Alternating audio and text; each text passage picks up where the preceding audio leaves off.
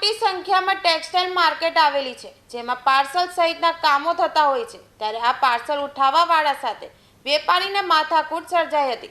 પર્વત પાટિયા વિસ્તારમાં આવેલી રાજ ટેક્સટાઇલ માર્કેટના મેનેજર રાકેશ જૈન સાથે પાર્સલવાળાઓની બબાલ થઈ હતી, જેમાં પાર્સલવાળાઓને જાહેરમાં માર મારવામાં આવ્યો હતો. જેમાં પાર્સલ ઉઠાવનારને ઢોર માર માર્યાનો વિડીયો સોશિયલ મીડિયામાં વાયરલ થઈ રહ્યો છે, જેના આધારે પોલીસે વધુ તપાસ હાથ ધરી છે.